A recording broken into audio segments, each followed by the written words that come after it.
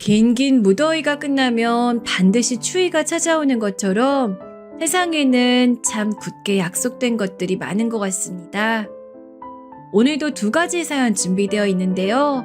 나가지 마시고 끝까지 집중해서 들어주세요. 자, 그럼 바로 시작할게요. 전 톡톡사연의 나미입니다.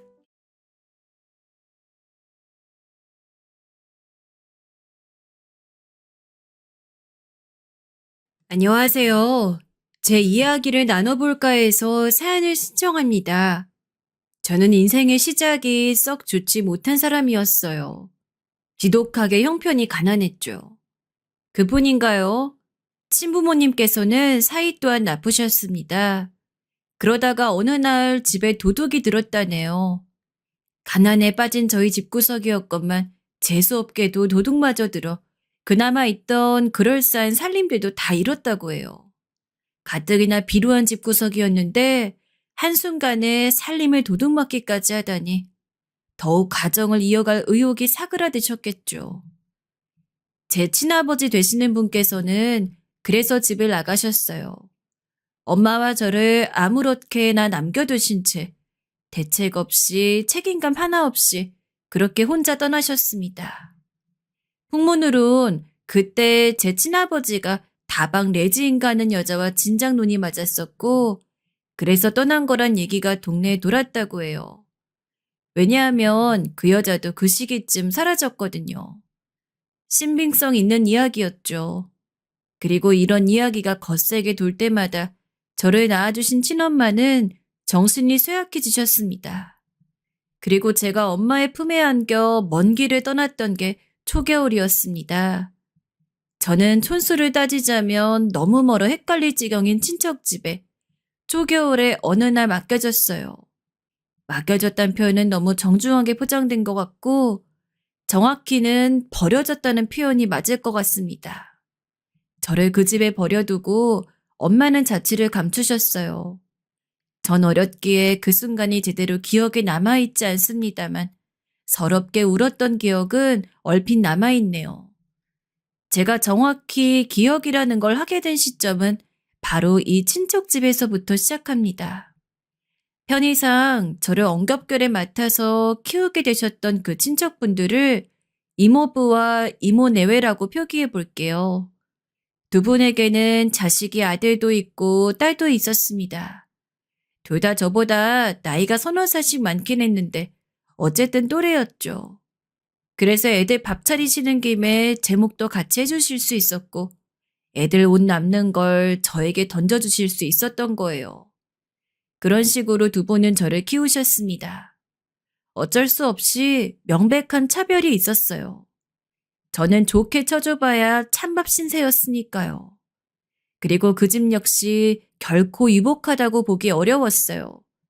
당신들만의 가정도 건사하게 벅찬데 저라는 존재가 어느 날 갑자기 굴러 들어왔으니 이모부와 이모내외는 골치가 아프셨을 겁니다.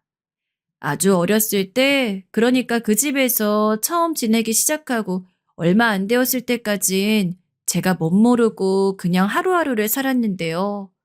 시간이 점차 흐르면서 저를 향한 노골적인 차별이나 냉대를 의식하게 되었고 저는 제 친부모님이 너무나도 보고 싶어졌습니다. 얼굴도 기억 속에 없는 두 분의 존재가 미친 듯이 간절했어요.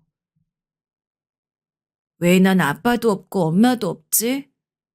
엄마가 날 여기에 두고 갔다고 하던데 나를 왜 여기에 두고 혼자 떠났을까? 이유라도 알고 싶다. 그러면 소원이 없을 것 같아. 왜 제가 이런 서름을 당해야 하는지 그 이유라도 알면 안 답답할 것 같았어요. 그러나 그걸 저에게 알려주는 사람은 없었지요. 이모는 어리디 어렸던 제 눈앞에 무섭게 쥔 주먹을 자주 들이미셨습니다.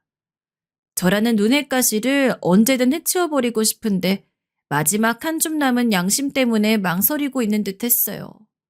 당시 어렸던 저는 그런 것까지 다 알진 못했으나 이모가 참고 계시다는 것만큼은 인지를 했던 것 같아요. 노동판을 전전하며 일을 하신다고 했던 이모부는 일에 계속 안 나갈 때도 있었지만 한 번 나가면 며칠씩 안 들어오시기도 했습니다. 집에 계실 때면 술독에 빠져 살기 일쑤였고요.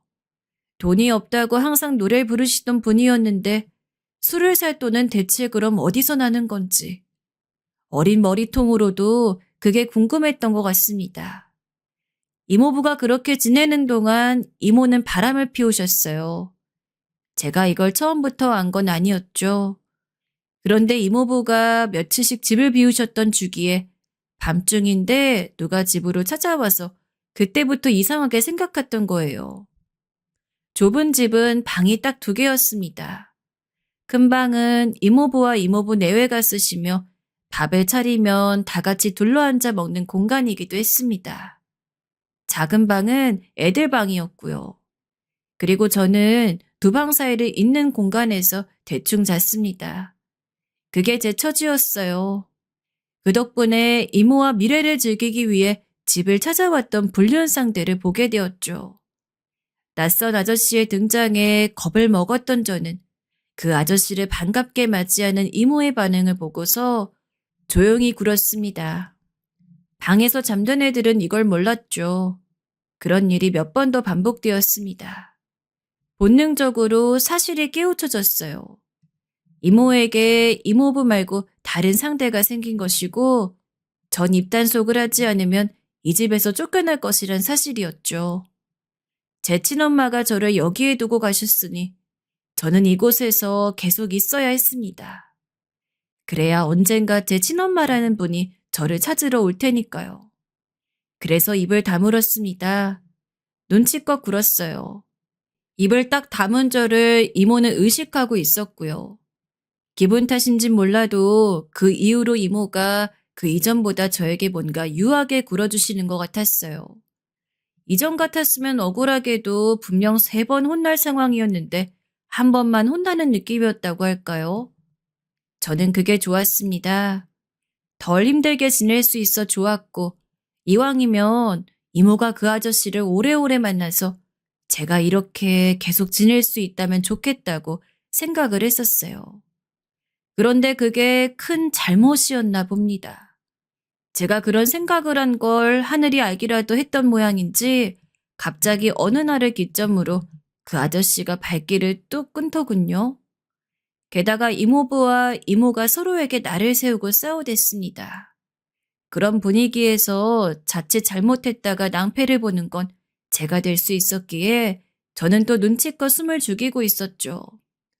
부모님이 보고 싶다고 실수로라도 중얼거리지 않았고 밥이 지나치게 조금이라도 가만히 있었습니다. 분위기가 그만큼 나빴거든요. 이모부와 이모 내외의 자식들인 그 애들은 그런 것과 상관없이 천방지축으로 굴었지만요. 그게 진짜 식구와 객식구의 차이였습니다.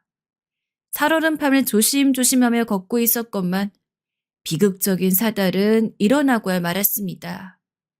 너무 심심해서 할 일이 없을 때마다 전 나뭇가지 하나를 아무렇게나 꺾어서 그걸 휘두르며 온 동네를 쏘다니는 습관이 있었어요. 그것만큼 시간이 잘 가는 놀이가 없었죠. 그날은 저녁 시간 이후로 이모부와 이모가 서로에게 짜증을 냈던 날이었습니다. 집안 분위기가 무서워서 좁은 그곳을 제가 빠져나왔죠. 나뭇가지 하나를 휘두르며 한참을 걷고 있는데 갑자기 누가 제 앞에 나타나더라고요. 제가 그 어른의 정체를 알아보자마자 깜짝 놀랐습니다. 어이, 꼬맹아, 너지? 네가 우리 관계를 다 일러 바친 거지? 암만 생각해도 너밖에 없어. 네가 항상 나를 봤었으니까. 이모와 바람을 피웠던 바로 그 아저씨였어요. 오랜만에 보는 그 아저씨의 모습에 더 놀랄 새도 없이 그분은 제 손에서 나뭇가지를 빼앗아 가셨고 그걸 제 눈앞에서 꺾으셨습니다. 그게 엄중한 경고처럼 보여 저는 뒷걸음질을 쳤죠. 어디를 도망가? 찔리는 구석이 아주 많나 봐? 그게 아니라 저는 아무것도 몰라요. 아무 짓도 안 했어요. 정말이에요. 너 같은 꼬맹이들 내가 잘 알지.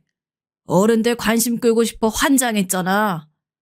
관심 받을 수 있다면 어떤 짓이든 하거든.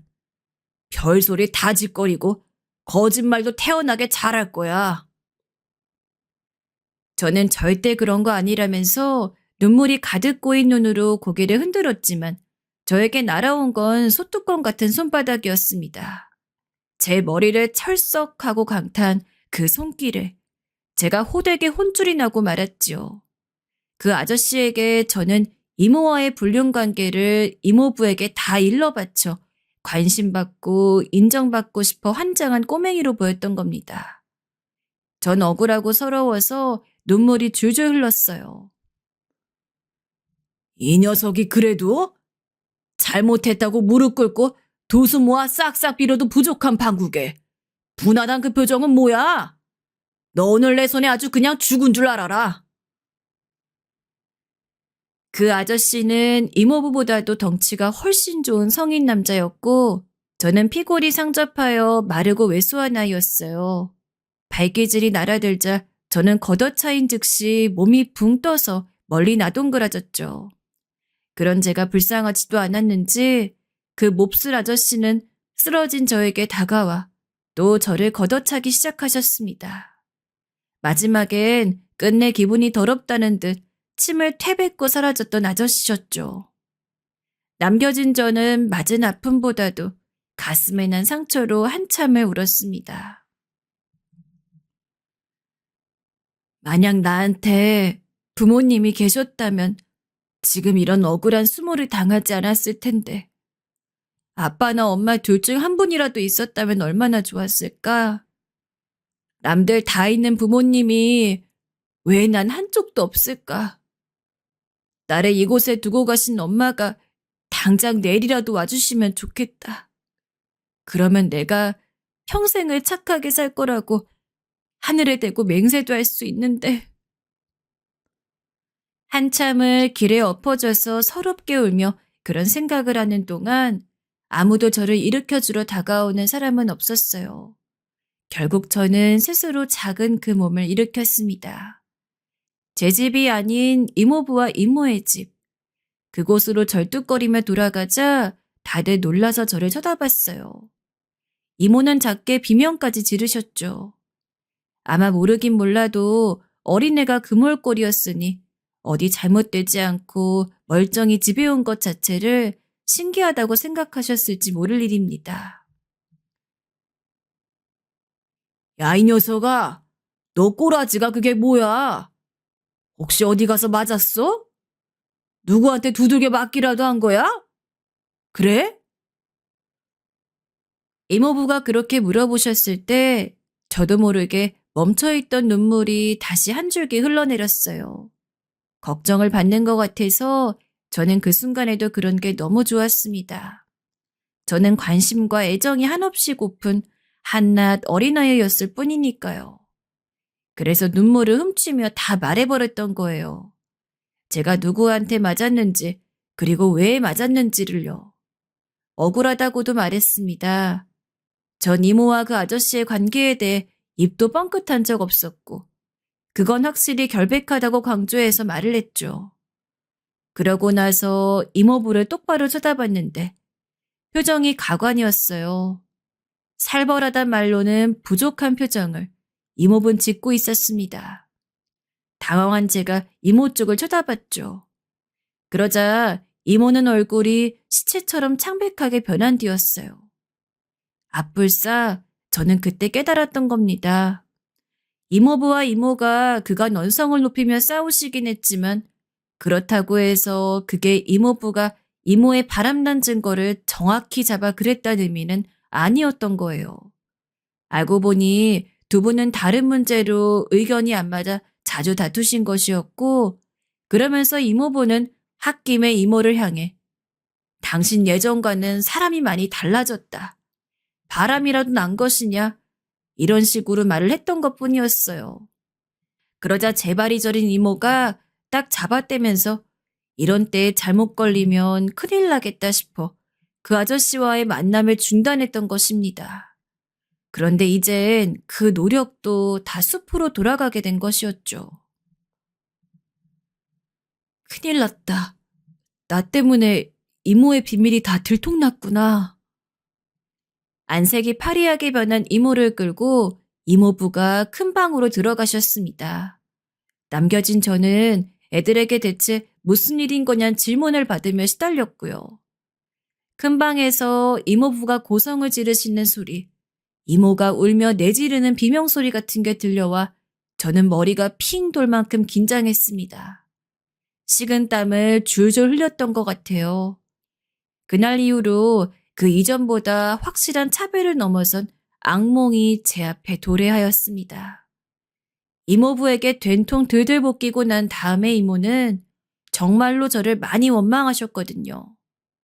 생각해보면 전 어린아이였을 뿐이고 애초에 이모가 잘못된 행동을 했었기 때문에 그런 사달이 난 것이었는데 뒤늦게 억울함을 호소해봤자 당시에 제가 오갈 데 없는 신세의 아이였단 사실이 변하진 않겠죠. 저는 걸핏하면 애들한테 걷어차이고 맞고 욕을 들었어요. 사유는 너 때문에 우리 부모님 사이가 안 좋아졌다는 것이었습니다. 저만 아니었으면 자기들은 계속 행복했을 거라면서 제가 사라지면 좋겠다고 애들이 말을 할 때마다 저는 묵묵히 맞으며 고개를 떨구고 있었죠. 저도 알았어요. 친부모님을 찾으며 울고불고 하던 시절부터 사실은 저도 당연히 알고 있었어요. 제가 환영받지 못하는 존재이고 저만 없으면 이 집안은 더욱 잘 살 거라는 걸요.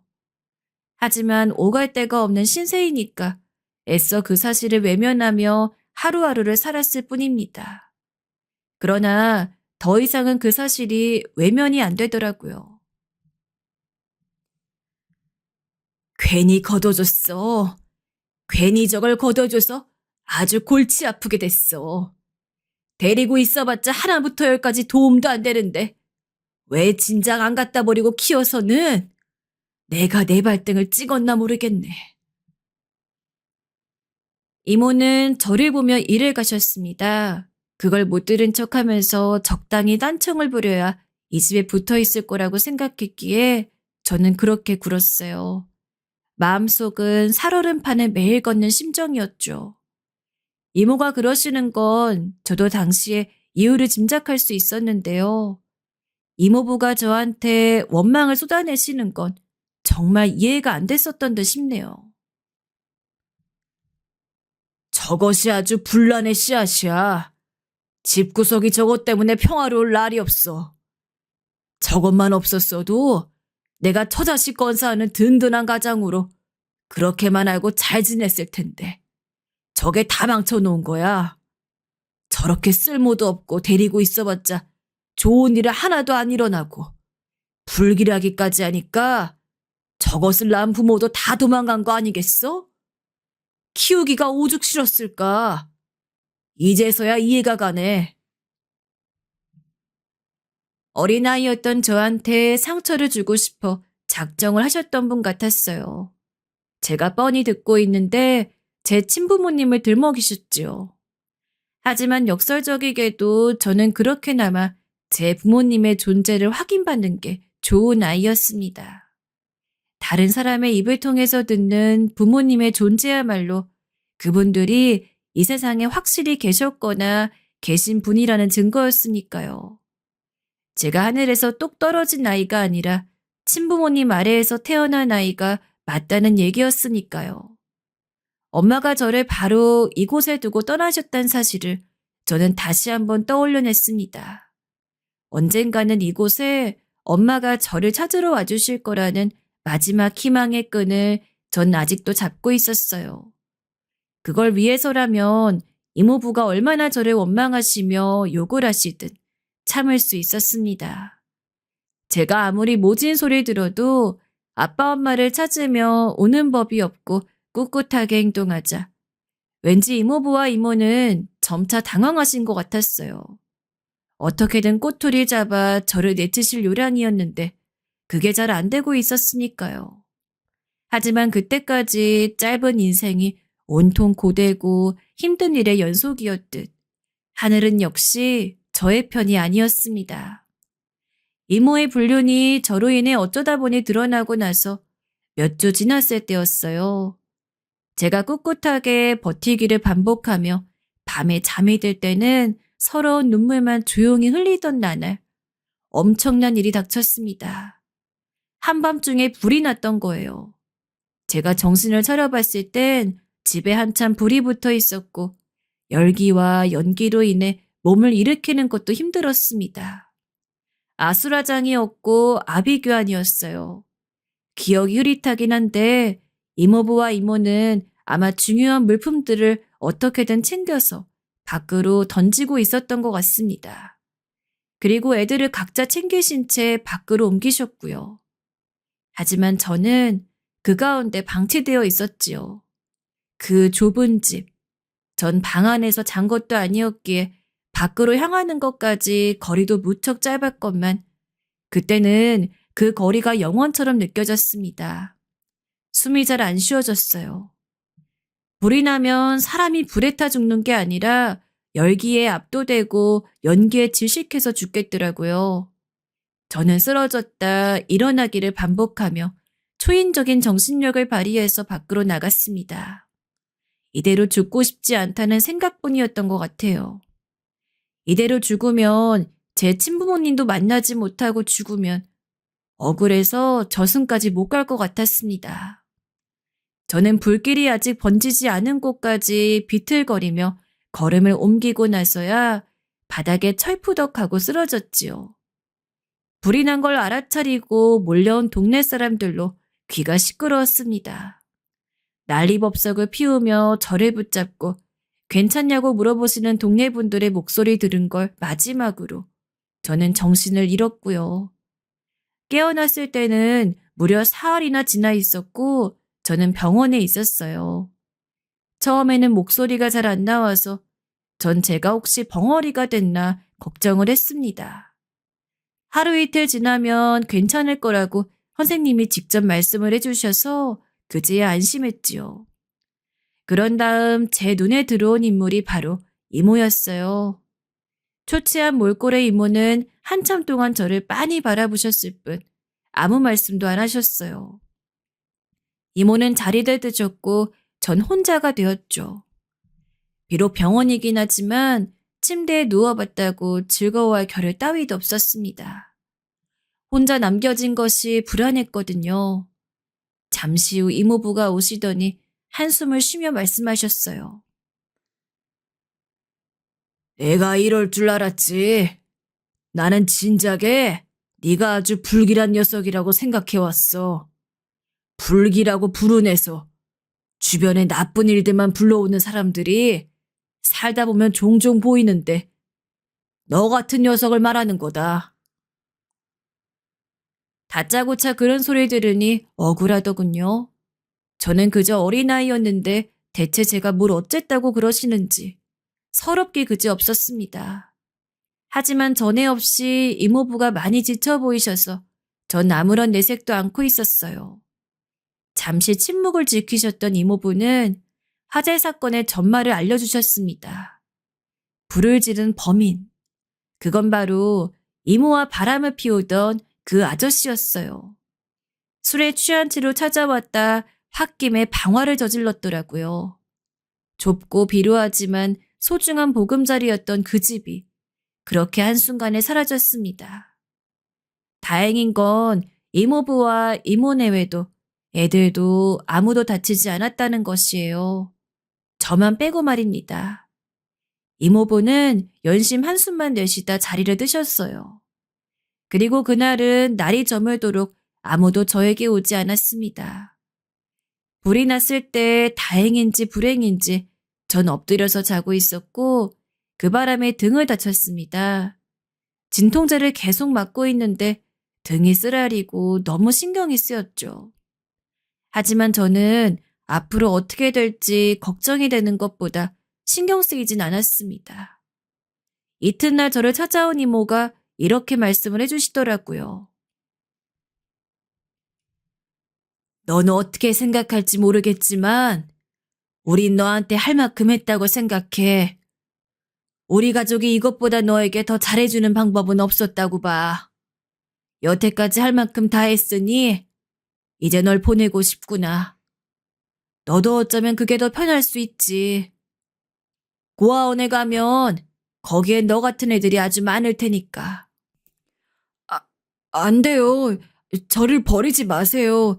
제가 더 열심히 할게요. 앞으로 요리도 배우겠습니다. 부엌일 제가 할게요. 밥도 더 조금 먹을 거고요. 청소도 지금까지 했던 것보다 더 잘할게요. 말대꾸도 안 할 거예요. 잠을 화장실에서 자도 좋으니까 제발 저를 버리지만 말아주세요. 그만해. 애가 정말 사람 불편하게 하는데 재주가 있네? 너는 진짜 바보 천치인 거야? 애초에 그렇게 타고난 거니? 아무리 어려도 기본적인 생각이라는 건 할 줄 알아야지. 네가 우리 가족과 살아봤자 무슨 이득이 있겠어? 너는 그렇게나 판단이 안 돼? 네가 이러니까 더 데리고 살기 싫다는 거야.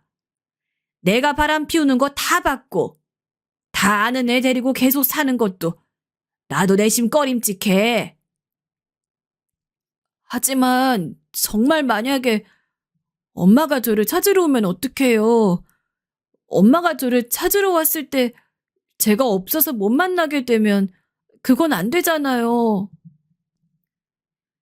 제가 눈물을 벅벅 문지르며 말씀을 드리자 이모가 삽시간에 조용해지셨어요. 흥분하셨던 기색은 온데간데 없고 표정이 멍하게 되셔서는 한동안 아무 말씀도 없으셨습니다. 전 한참 눈물 젖은 눈가만 조용히 문지르고 있었는데 이모가 입을 여시더니 갑자기 제 친부모님 이야기를 꺼내셨어요. 가까운 친척도 사이도 아니었으니까 이모 본인도 자세히는 모른다고 하셨지만 제 친아버지 되시는 분께서는 진작에 문제가 많은 사람이라고 들었다 하셨어요. 그 때문에 제 친엄마가 마음고생을 많이 했다고도 알려주셨고요. 태어나서 처음 듣는 제 친부모님에 대한 이야기였습니다. 그 어떤 것이라도 좋으니 더 듣고 싶어서 전 한껏 귀를 기울인 채 이야기를 들었어요. 별거 아닌 내용들이었지만 저는 그것으로도 감격이었습니다. 그리고 이모는 이야기의 마무리를 이렇게 하셨지요. 나는 네 엄마가 너를 찾으러 올 거라고 생각 안 해. 너를 우리 집에 자기 멋대로 몰래 버리고 갔을 때 평생 널 다신 안 볼 각오하고 그런 짓을 저지른 것 같았거든. 자기 새 인생 찾고 새 출발하려는 것이겠지. 그 증거로 지금까지 그 어떤 연락 한 번 온 적이 없었고 간접적으로나마 접하는 소식 역시도 없었어. 완전히 잠적을 해버린 거야. 네 엄마가 영영 너를 버렸다고 생각하기 싫거든. 그냥 네 엄마가 아파서 죽었거나 길에서 굶어 죽었다 생각하렴. 네 기분이 그게 더 낫다면 그렇게 생각하고 사는 게 좋겠지. 어쨌든 네 엄마가 널 찾아올 거란 기대 따위는 조금도 하지 말고 살아가라. 그런 일은 절대 일어날 수 없을 테니까. 그리고 너도 지금까지의 일은 모두 다 잊고 앞으로 새롭게 살아가면 돼. 아무것도 없는 우리 형편에 지금 네 병원비를 있는 돈 없는 돈 다 끌어모아 부담하고 있는 것만으로도 우리 가족은 너한테 해줄 만큼 정말 다 해줬다. 그러니까 앞으로 살면서 행여라도 우리 가족 원망하지 마라. 저는 말없이 눈물만 흘렸습니다. 차라리 제가 이모의 말씀을 이해 못하는 머리였으면 하고 그 순간에 바랬어요. 쓸데없이 눈치만 빨리 키우는 바람에 그 말뜻을 다 알아듣는 제 자신이 너무 싫었습니다. 저는 금세 퇴원했어요. 영양 상태가 워낙 좋지 않기도 했기에 병원에서 며칠 더 있는 것이 좋겠다는 소리가 간호사분들 사이에서 나온 걸 저도 들었지만 이모부와 이모내외는 강경하셨죠. 저를 그대로 퇴원시키셨습니다. 그래서 등을 제때 치료받지 못했어요. 이모는 지금까지의 일을 다 잊으라고 하셨지만 화재 사고로 인해 다친 등의 흉터가 쭉 그어진 모양으로 남아버렸듯 머릿속에 각인될 것들을 지울 순 없는 노릇이었어요. 멍울진 가슴을 아는 채로 저는 고아원에 보내졌습니다. 이모 말씀이 맞긴 했어요. 고아원엔 정말로 저 같은 애들이 수두룩하더라고요. 죄다 친부모가 없고 마땅한 보호자도 없는 애들이었습니다. 그러나 저처럼 그 어린 나이에 벌써부터 산전수전 다 겪은 눈빛을 하고 있는 아이는 없었어요. 고아원엔 선생님들이 저를 두고 쑥덕거리시는 소리를 제가 몰래 몇 번 들었기에 알게 되었죠. 제가 다른 아이들보다 무척 어두운 눈빛을 하고 있다는 걸요. 아무래도 상관없다는 식으로 지내고 있었는데 고아원 생활을 한 지 반년 정도가 지나갈 무렵 저에게 다가온 어떤 형이 이런 소리를 해주더라고요. 그렇게 자꾸 칙칙하게 행동하고 굴면 절대로 입양을 가거나 좋은 기회를 얻을 수 없다고요. 자기는 이미 많이 커버려서 조금의 가능성도 없지만 전 혹시라도 가능성이라도 있으니 노력을 하라고 했습니다. 입양이라니 생각도 해본 적 없는 이야기였습니다. 부모님, 가족 이런 단어들은 어느새 제 마음속에서 아주 먼 것들이 되어버렸어요. 이모부, 이모댁에서 살 땐 그래도 그 사람들이라도 나름 가족이라 여기고 그래서 저도 자꾸만 부모님 생각을 하고 그렇게 지냈었는데 고아원에 딱 떨어지고 나니까 현실이 보이더군요. 부모님 타령이 얼마나 부질없는 것이었는지 이곳의 애들이 증명해주고 있었습니다. 세상엔 갖가지 이유로 버림받아 고아원으로 오게 된 애들이 많더라고요. 앞으로 가족과 함께 살 수 있을 거라고 기대하는 애들은 거의 없었어요. 그게 바로 현실이었습니다. 학교를 다니는 동안 계속해서 저에게 고아란 꼬리표가 달라붙었어요. 학교 수업을 마치면 돌아가야 하는 장소가 고아원인 것도 저는 너무나 싫었죠. 그래서 학교가 끝나면 괜히 딴 길로 샜습니다. 휴대폰이 없던 시절이었고 컴퓨터 있는 집들도 드물었으니 이곳저곳을 방황하며 돌아다니다 보니 동네를 같이 쏘다니는 친구들이 몇 생겼어요. 그 당시엔 모든 아이들이 다 밖에서 놀았으니까요. 그런 생활이 꽤 이어지자 저도 제법 밝아졌습니다. 친구들이 생긴 게 이렇게나 행복한 일인 줄 몰랐어요. 어느새 저는 무리해서 꽤 목소리를 내기도 할 줄 아는 아이가 되어 있었죠. 하지만 그러던 어느 날 평소에 같이 놀던 애들과 무리를 짓고 공터에서 놀고 있는데 다른 무리가 다가왔어요. 그러더니 그 중에서 한 명이 대뜸 저를 발견하고 손가락질을 했죠. 어? 우리 반 고인돌이다. 고아라서 제 별명이 고인돌인데. 고아래요. 엄마 아빠가 없대요. 얼레리 꼴레리. 같은 학교에 같은 반 친구였죠. 그러자 저와 무리를 짓고 놀았던 애들이 엄청 당황하면서 다들 저를 쳐다봤습니다. 고아인 거면 혹시 고아원에 사냐며 질문들이 날아들었어요. 동물원의 원숭이를 구경하듯 신기하다는 눈빛을 보내오는 녀석도 있었습니다. 부끄러워진 저는 엄마 아빠가 있는데 두 분 다 멀리 여행을 가셔 잠깐만 고아원에 사는 거라는 그런 말도 안 되는 변명들을 정신없이 늘어놓은 후 그곳에서 도망쳐 버렸습니다. 그리고 다시는 그 동네를 함께 쏘다니며 놀던 무리에 돌아가지 않았지요. 그 일을 계기로 고아원에서는 늘 툴툴거리면서 신경질을 내고 살았어요. 그냥 모든 게 짜증이 나더라고요. 애초에 제가 그런 환경에서 태어났던 것뿐이고 아무런 잘못도 제가 먼저 스스로 저지른 적도 없는데 행복하게 못 사는 게 너무 억울했어요. 자꾸만 모난 마음들이 커져갔습니다. 그로부터 몇 달 뒤 시청 근처에 분수대가 생겼다면서 고아원 애들끼리 단체로 그걸 구경 간 일도 있었네요. 쪽팔리게 고아원 애들끼리 그곳에 간 게 마음에 들지 않았습니다. 하지만 막상 분수대를 보자 저도 신이 나서 다른 애들처럼 손으로 물을 튀기며 한참 놀라버렸죠. 당연히 옷이 젖어버렸어요. 분수대에 놀러온 모든 아이들은 다 그랬습니다. 그때 어떤 아이를 향해 그 엄마가 다급히 다가가는 모습이 보였어요. 왜 이렇게 개구쟁이처럼 노냐면서 옷이 다 젖었다고 이게 뭐냐고 잔소리 날리더라고요. 그러자 그 아이는 신경질을 내며 자기 엄마의 손을 뿌리쳤고 저리 가라고 소리를 지른 뒤 다시 분수대에 뛰어들어 놀았습니다. 그 아이의 엄마는 한숨을 푹 내쉬었는데 그걸 보며 저는 복잡한 심정이 들었어요. 나한테 저런 엄마가 있었다면 고분고분하게 굴 텐데.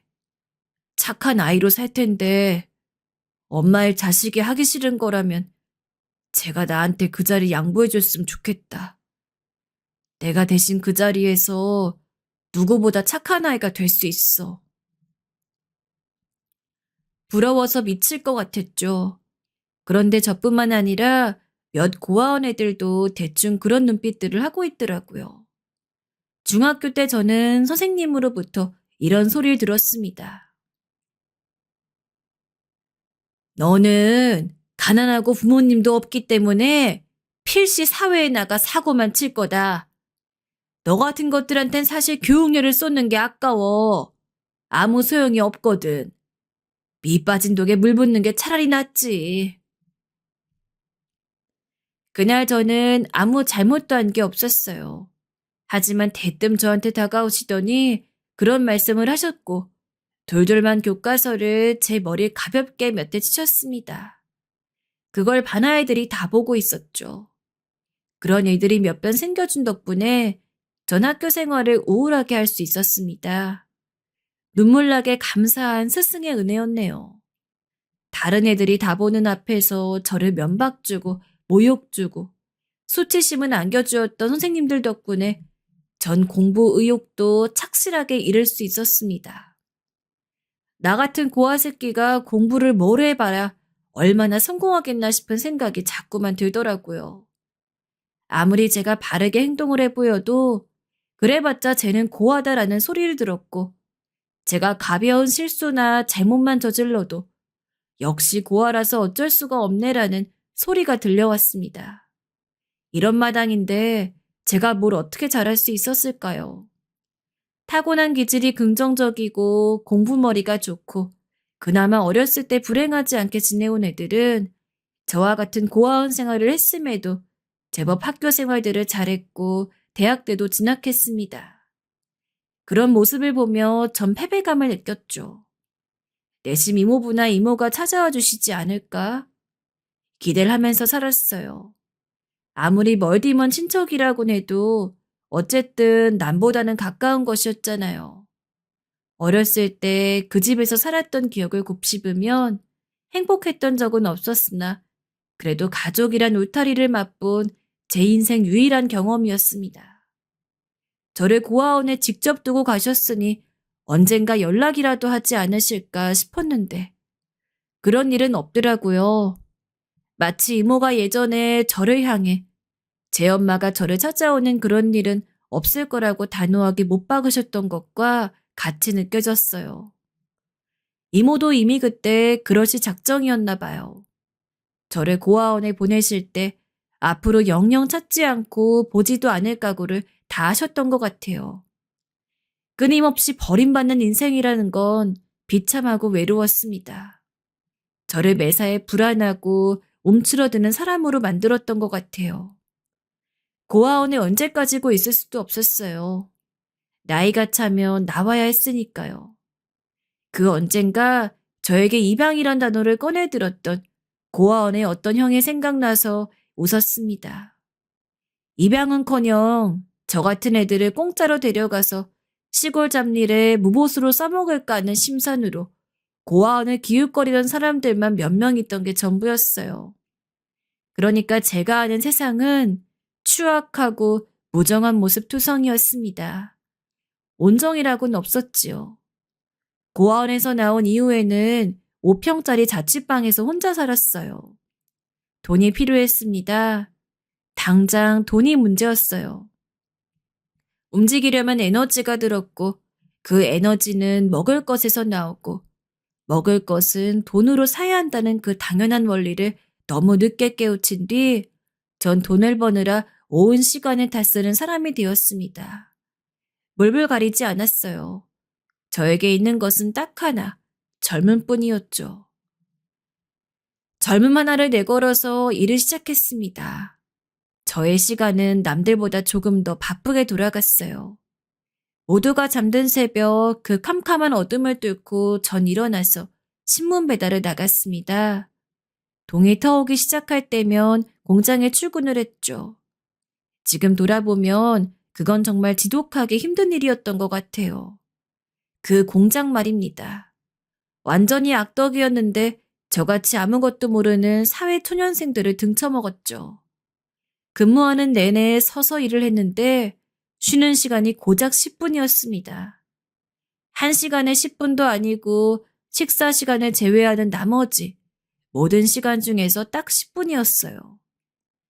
젊은 미천 삼았건만 하도 일이 고되니까 눈도 금세 퀭해졌고 어깨는 딱딱하게 굳어졌으며 종아리는 하루 종일 땡땡하게 부어있길 수였습니다.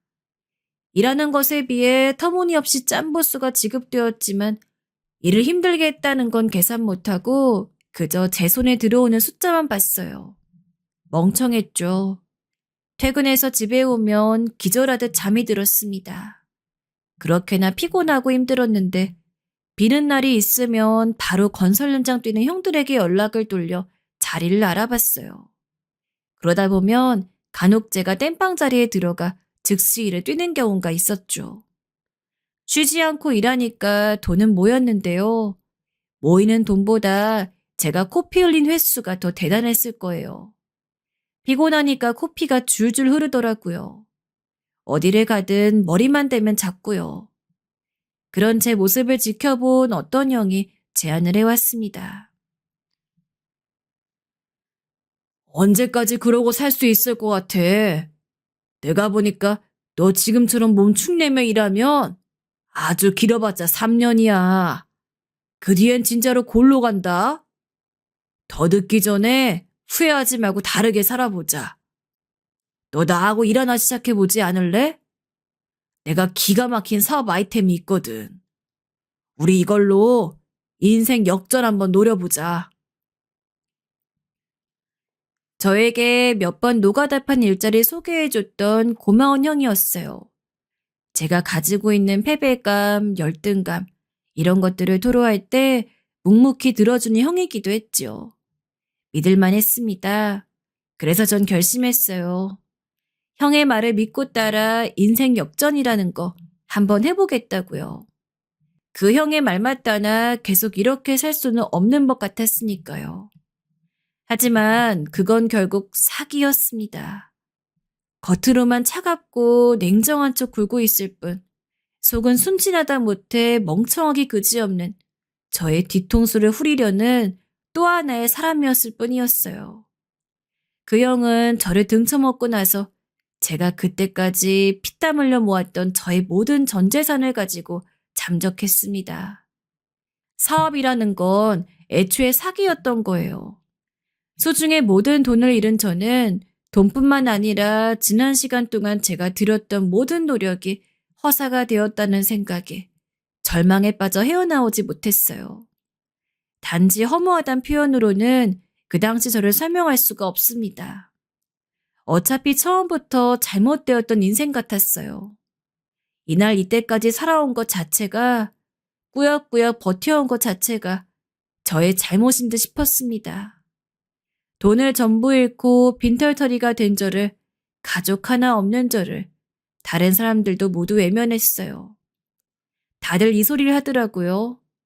자기 코가 석자라서 저까지 도와줄 수 없다고요. 세상은 왜 이렇게 살기 힘든 곳인지 피눈물을 흘리면서 저는 돈 문제로 살던 집을 정리했고 멀리 이사를 가서 단칸방 하나만 간신히 구했습니다.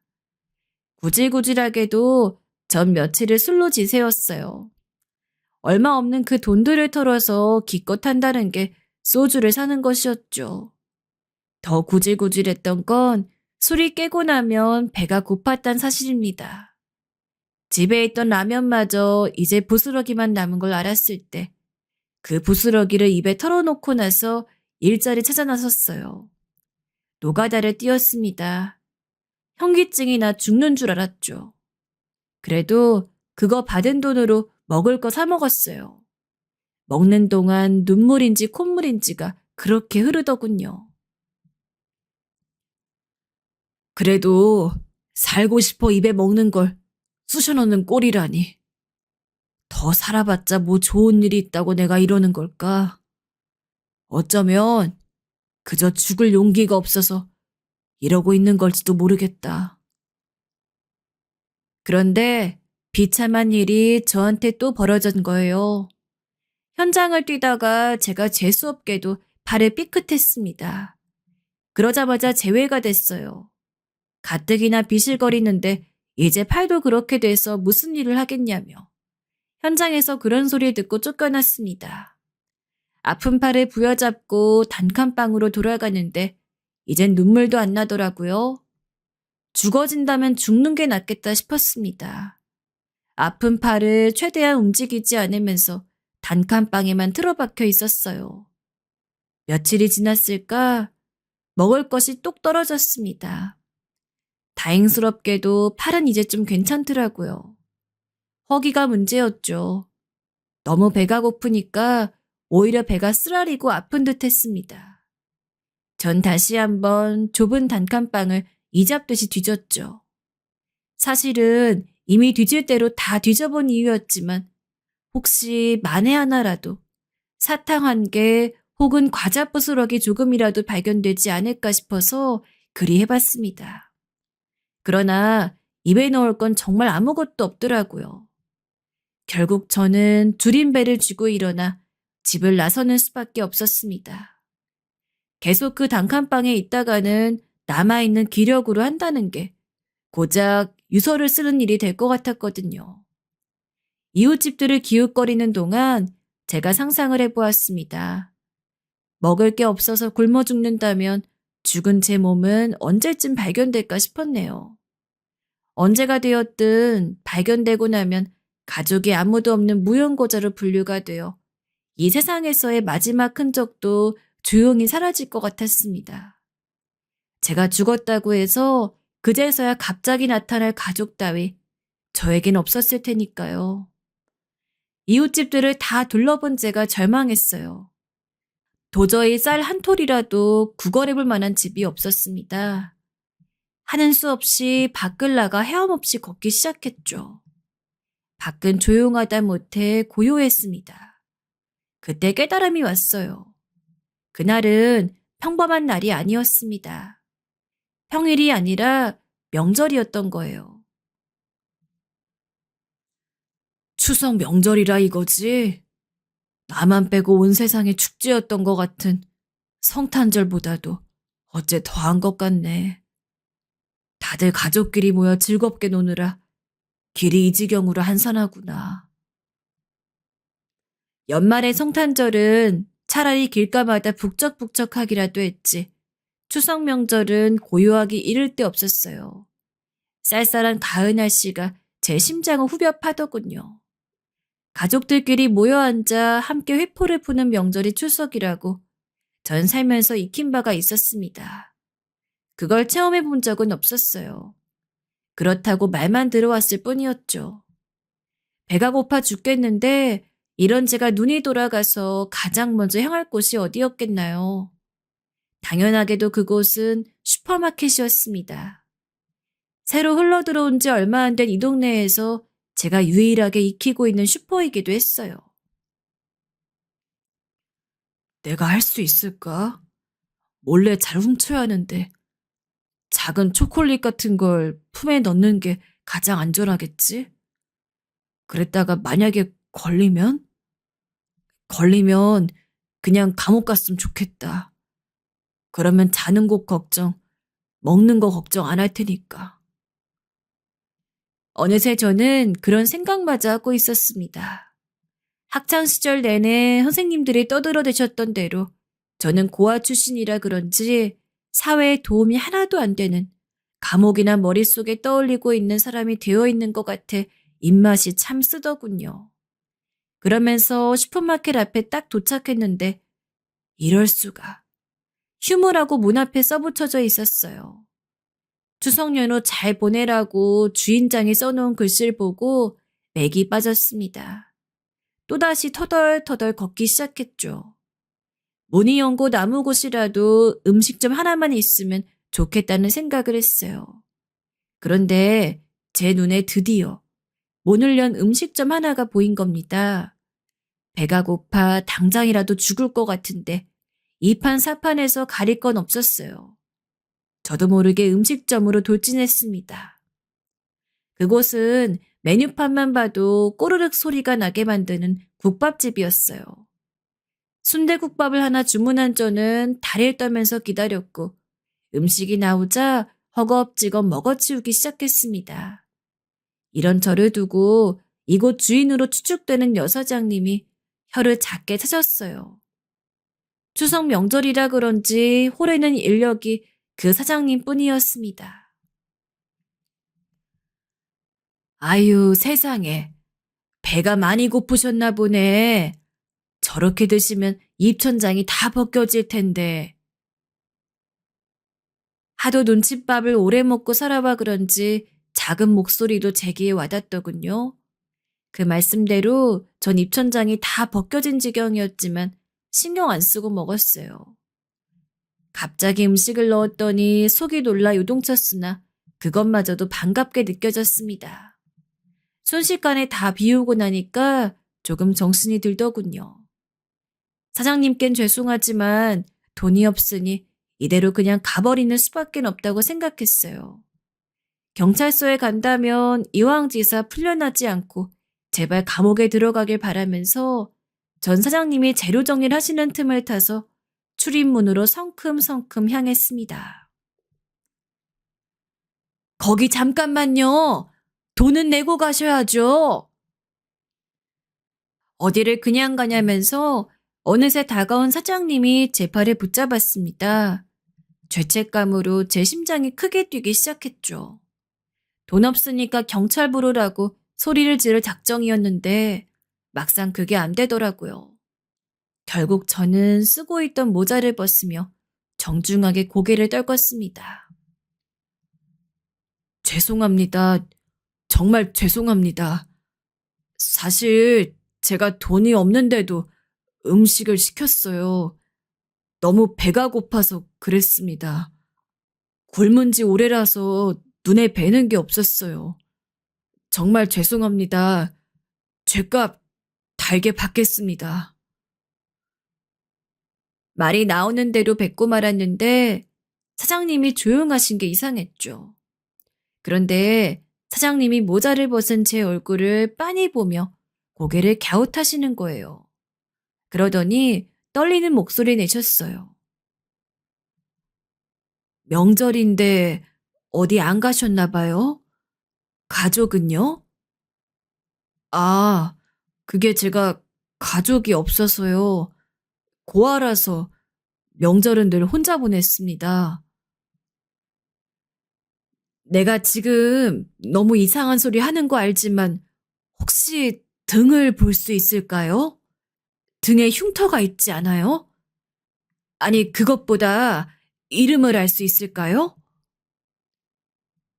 행설수설하는 사장님의 얼굴을 저도 그제야 뜯어보았습니다. 이상하게 낯설지가 않았어요. 저도 모르게 입이 움직였죠. 거의 본능이자 직감이었던 것 같아요. 저는 옛날에 화재 사고로 등을 다친 적이 있어서 지금도 기다란 흉터가 남아있어요. 그리고 제 이름은 최성택이에요. 이걸 왜 물어보시는 거죠? 저도 제가 지금 너무 이상한 소리 하는 거 아는데 혹시 저의 엄마이신가요? 그러자 사장님, 아니 제 엄마가 오열을 하며 쓰러지셨습니다. 저는 넋이 나가서 도저히 이 상황이 믿기지가 않아서 가만히 있었어요. 그러다가 천천히 무릎을 굽혀 엄마 눈높이를 맞췄습니다. 그러자 엄마가 저를 와락 끌어안으셨어요. 한 번만 안아보자. 엄마가 한 번만 안아보자, 아들. 내 아들 성태가 너 이렇게 살아 있었구나. 네가 이렇게 자라 있었구나. 정말로 제 엄마예요? 정말이에요? 엄마는 저를 끌어안고 울부짖으셨습니다. 저도 눈물이 터져서 그때부터는 정신을 놓고 울었던 것 같아요. 아주 한참을 모자가 소를 안고 울었습니다. 진이 빠지도록 울고 나서야 마주 앉아 대화를 나눌 수 있었어요. 저를 이모부와 이모댁에 맡기고 돈을 벌러 떠나셨던 엄마는 악덕업주를 만나는 바람에 감시를 당하면서 일터에서 벗어나지도 못했고 거의 노예처럼 일을 하셨다고 해요. 그 업장에 신고를 당하는 바람에 벗어날 수 있었는데 저를 찾아오셨지만 저는커녕 그 집도 타버리고 없었죠. 놀라신 엄마는 수소문을 해서 이모부와 이모를 힘들게 찾아가셨다고 합니다. 그랬다가 듣게 된 거야. 집에 불이 나서 재산을 다 잃고 어려워지는 바람에 너를 고아원으로 보냈다고. 그리고 금세 네가 입양 갔다고 들었어. 고아원에 도착했던 날에 거기 원장님과 네가 함께 찍은 사진 한 장을 가지고 있다고. 그거 하나를 나한테 내밀더라. 이럴 수가. 엄마는 여태껏 제가 바로 입양을 가서 잘 살고 있는 줄로만 아셨던 거예요. 그래서 저를 찾지 않으셨던 겁니다. 아마도 이모부 이모내외엔 화재가 왜 벌어졌는지 그 이유가 드러난다면 당신들께 너무 치욕스러운 일이 되니까 저와 엄마를 그냥 안 만나게 하셨던 것 같아요. 치졸한 마음으로 뱉으신 한마디가 저와 엄마를 오랜 세월 갈라놓았습니다. 그래도 엄마는 저의 그 사진을 간직하시며 자주 들여다보셨기에 저를 보시고 얼굴에서 익숙함을 느끼셨던 거예요. 화재 이야기를 듣고 엄마가 제가 안 다쳤는지 다급하게 물어보자 이모가 엄격거려 제 등에 흉터이기도 하셨다네요. 그 옛날에 우릴 버리고 떠났던 네 아버지란 인간 갑자기 5년 전에 나를 수소문해서 찾아왔었어. 자기가 얼마 전 죽을 병에 걸렸다는 진단을 받았다고.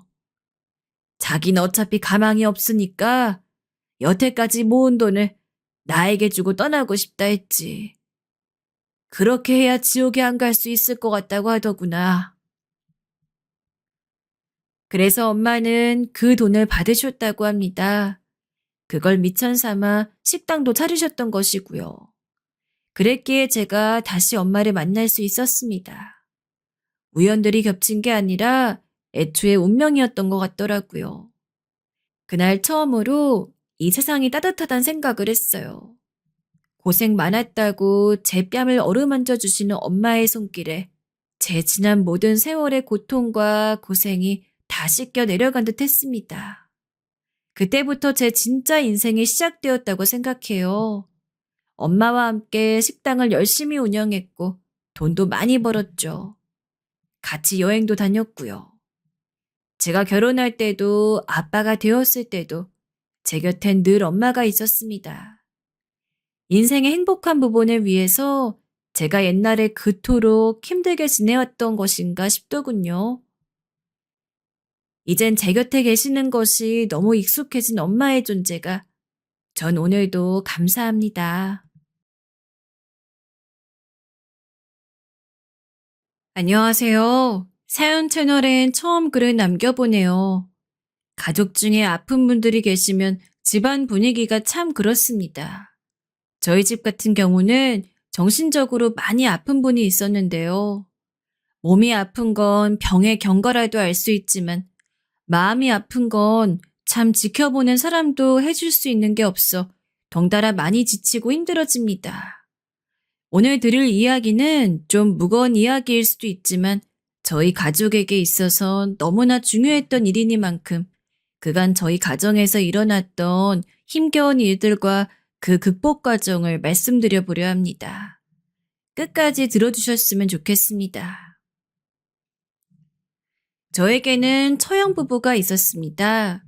같은 동네에 살았고 그래서 동서와도 참 친형제처럼 우애 좋게 지내고 있었습니다. 저나 동서는 같은 남자들끼리라 성격도 좀 비슷한 구석이 있어 사이가 참 돈독했지요. 아내 성격이 밝고 시원시원한 데 비해 처형은 사람이 좀 사근사근한 분입니다. 자매가 성격도 잘하는 것도 달라서 한 동네에 살면 의지가 많이 되었지요. 이를테면 요리 같은 건 아내가 해서 갖다 주기도 하고 혹시 뭔 일이 생겨 물어보거나 상의할 일이 있으면 최영네가 공부도 많이 한 사람들이니 가서 물어보기도 하면서 말이죠.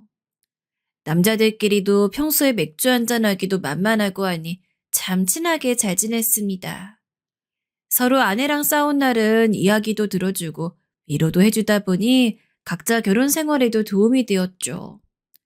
그렇게 두 부부가 한 동네에서 참 재밌게 잘 살았는데 동서가 출장 갔다 올라오는 길에 그만 사고를 당하고 말았습니다. 구조될 때만 해도 의식이 있어 살 수 있을까 했는데 뇌를 너무 다쳐서 결국 보름을 조금 넘기곤 고인이 되어버렸습니다. 장례식 하는 내내 처형 울음소리 듣자니 참 저도 가슴이 답답해 못 버티겠더라고요. 저라도 좀 옆에서 의연하게 도우려고 했는데 워낙에 사이가 돈독한 부부란 걸 알아서 그런지 지켜보자니 눈물이나 볼 수가 있어야지요.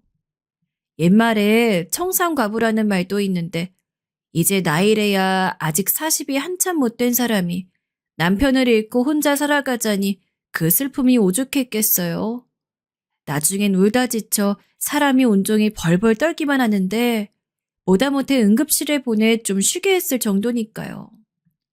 젊은 나이에 간 사람이야 더 이상 어쩔 도리가 없다지만 문제는 산 사람이 문제였습니다. 처형은 장례식 이후로 사람이 급격히 쇠약해져 갔어요. 매일 밤 악몽을 꾼다고 고통을 호소했고 악몽 때문인지 잠에 들기도 힘들어했어요. 그래서 이를 딱하게 여긴 아내가 가서 같이 자주곤 했지요. 그런데 아내가 옆에 있어도 계속 자다가 소리를 지르면서 깨고 갑자기 온 집안이 폭발할 것 같다며 무서워서 견딜 수가 없다고 벌벌 떨고 하더랍니다. 아낸 옆에서 지켜보니 상태가 심상치 않다 여겼는지 결국은 정신과에 처형을 데려갔습니다. 처음에는 정확한 진단명이 안 나오니 일단 약을 먹고 꾸준히 상담을 받아보기로 했습니다. 그런데 아내가 직접 의사와 이야기해보더니 상태가 꽤 심각한 것 같다고 입원을 고려해보는 상황이 될 수도 있다고 했습니다. 아낸 많이 좌절했어요. 지금도 저리 힘든데 병원에 입원해서 나아질 수 있을까? 저러다 영영 언니를 잃어버리는 게 아닌가 싶어 너무나 힘들어했습니다. 아내가 너무 불안해하니 덩달아 옆에서 지켜보는 저도 바짝바짝 피가 마를 지경이었어요. 하지만 치료를 받은 지 3달째쯤 의사 선생님 말론 다행히 상담 과정에서 점차 남편의 죽음을 이해하고 받아들이는 것 같다고 하셨고 다만 급격한 충격으로 인한 우울증은 단기간에 좋아질 수가 없으니 일단은 꾸준히 약을 먹어야 한다고 했습니다. 그렇게 몇 달이 지나고 상태가 좀 좋아지나 싶었는데 저형 혼자 있는 게 도저히 견디기가 힘들었는지 어느 순간부터는 거의 매일 우리 집으로 찾아오기 시작했습니다. 그때부터 처형은 매일 술을 마시지 않으면 못 견디는 사람이 되어버렸습니다. 상태가 좀 좋아져도 꾸준히 약물 치료를 해야 되는데 좀 버틸 만한 수준이 되니 그때부터는 술로 외로움과 슬픔을 달래기 시작하더군요. 저는 그동안 처형을 지켜보며 우울증이 얼마나 무서운 것인지 찾아봤기 때문에 차라리 술 마실 정신이라도 있으면 다행이다 싶었는데 아낸 저러다 술이랑 약이랑 같이 먹고 잘못되면 어쩌나 하고 발에 동동 굴렀습니다. 왜냐하면 이미 강도가 센 정신과 약과 술을 같이 복용할 경우 어떤 문제점들이 생길 수 있는지 알고 있었으니까요. 저도 중간에서 불안해하는 두 여자를 달래려니 참 골치가 아프더군요. 그래도 저는 아내 말 맞다나 혹시나 처형이 잘못되기라도 할까봐 매일 찾아와도 싫은 티 내지 않고 술을 같이 먹어주었습니다. 물론 하루가 멀다 하고 술 마시면서 우울한 이야기만 듣다 보면 그게 좋을 사람은 없지요. 다만 이것도 친인척 간에 내가 해야 될 도리다 생각하며 그저 꾹 참고 견뎠습니다. 혹시나 여행이라도 자주 다니면 기분이 좀 나아질까 싶어 아내랑 둘이서 여행도 자주 보내줬지요. 그러다 보니 한 1년 정도 지나선 처형의 심리도 많이 안정되었고 저도 마음을 놓을 수 있었어요. 그런데 사람의 심리라는 게 평소에 멀쩡할 땐 못 느껴도 마치 바람이 꽉 찬 풍선 같은 건가 봐요. 한 가지가 해결되면 다른 문제점이 그 자리 비집고 드는 것 같았어요. 어느 날부터 처형한텐 이상한 버릇이 생기기 시작했어요. 심리적으로는 많이 안정되었지만 여전히 술을 일주일에 두세 번은 마셨고 술에 취하면 갑자기 안아달라고 하더군요. 그것도 저에게요. 제부, 제부 미안한데 나 좀 안아줘요.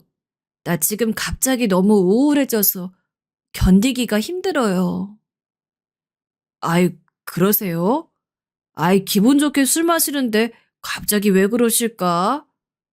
우리 처형 힘내셔야죠.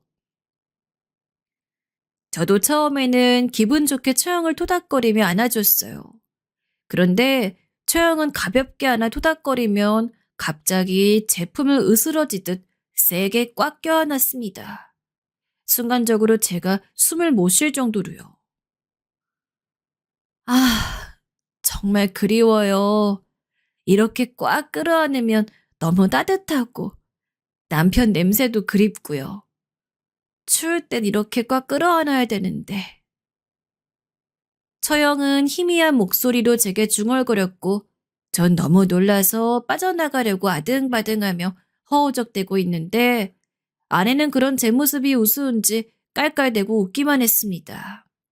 너무 당혹스러워서 낯이 뜨겁더군요. 이게 뭔 상황인가 싶어서 처형을 거실에 재워놓고 아내에게 핀잔을 줬지요. 넌 아까 처형이 그러면 말려야지. 웃고만 있으면 어떡해. 재밌는 거야 정말? 하지만 아는 제 말에도 또 뒤집어질 듯 웃기만 합니다. 아, 아까? 아니, 갑자기 자기 황당해하는 표정이 너무 웃겨서 귀여워. 자긴 어디 가서 바람은 못 피겠더라. 갑자기 얼굴이 시뻘개지는데 참 좋기도 하겠다. 자긴 내가 속이 편해 보여? 자기는 몰라. 언니가 얼마나 사람 가리고 얌전한 사람이었는데 나도 그러니까 더 짠한 거야. 오죽 힘들면 저럴까 싶기도 하고 그러니까 너무 이상하게 생각하지 말고 그냥 안겨줘. 안아주고 지금 누구의 품이라도 필요할 거야. 나한테도 가끔 안아달라고 많이 그래. 안아주는 게 실제로 사람을 안정시켜주기도 한데.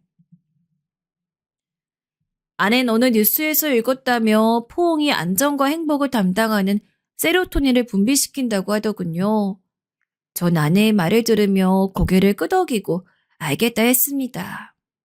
사실 아내 보기가 뜨끔해서 그렇지 저도 그다지 이상하게 생각한 건 없었습니다. 아내가 이상하게 생각하지 않는다면 저도 복잡하게 생각할 건 없었지요. 어쨌든 처형의 마음이 많이 아픈 건 사실이고 상실감을 극복하는 과정이니 제가 도움이 된다면 안아주는 것쯤이야 상관없었습니다.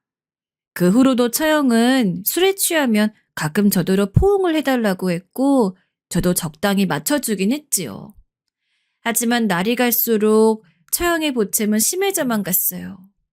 어떨 때는 뒤에서 저를 끌어안으며 한참 동안 제 얼굴을 맞대고 있기도 했어요. 그런 부분은 저도 좀 뜨악하죠. 그러던 어느 날 사건이 터지고 말았습니다. 제가 아내와 처형과 함께 술자리를 갖고 있었는데 저희 어머니가 시골에서 올라온 거였어요. 원래는 다음날 새벽쯤에 도착하기로 한 거였는데 마침 어머니가 기차 시간을 잘못 오해하면서 벌어진 해프닝이었습니다. 도착하기 전 어머니가 저한테 미리 알려주려고 숱하게 전화를 걸었지만 저는 받지 못했고요. 아유, 엄마, 죄송해요.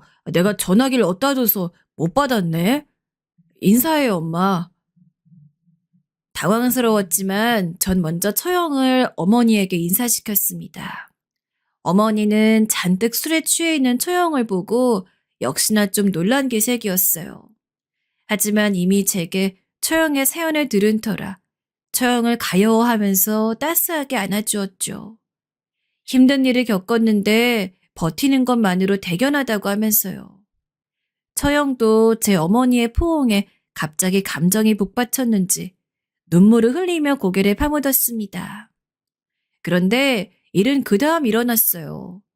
어머니가 오고 난 이후부터 무슨 끈이라도 풀려버린 건지 처형은 술을 병째로 들이키기 시작했고 그 뒤부턴 완전히 정신을 놓아버렸어요.